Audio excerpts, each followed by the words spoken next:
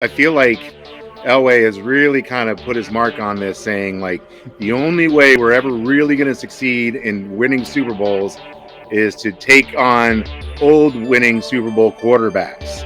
And maybe it's just the history Yeah. of the last decade and a half of drafting quarterbacks. Yeah. It's just so funny. They certainly tried to draft and develop one. And like every time we try to do it, and it just fails miserably. I thought the one guy I thought we really had a chance with was Rippon.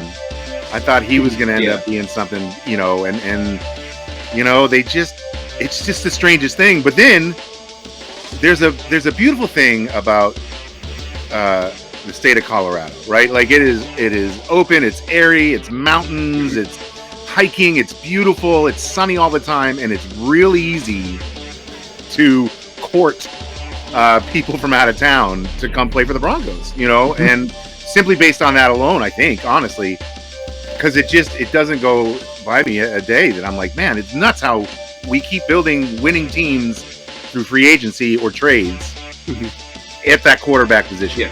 Like it's crazy. And now you got, and the funny thing is, like, Peyton is now a resident of Denver, like lives there, he is a local.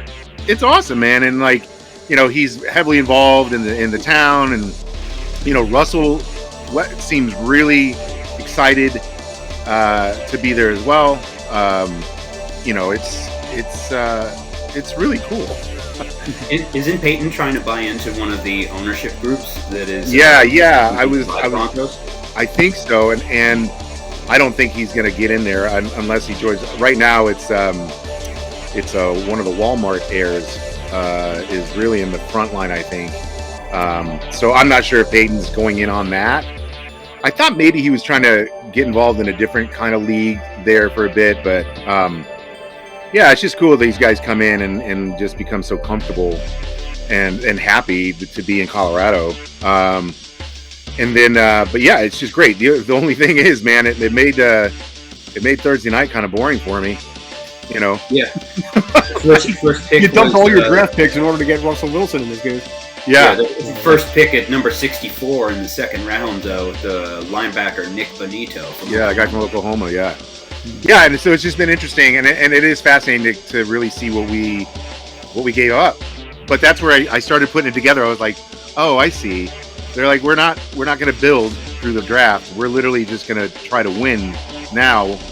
Well, for good reason. You don't want to bring a guy in that's 8 years into the league to say like, hey man, come help us with our rebuild. Like, that's not going to happen. So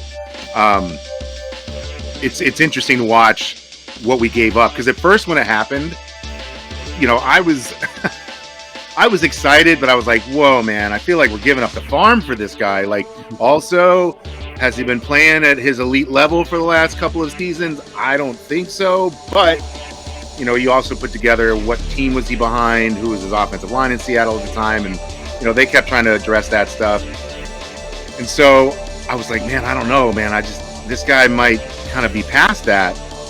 But then you look at all of his weapons now,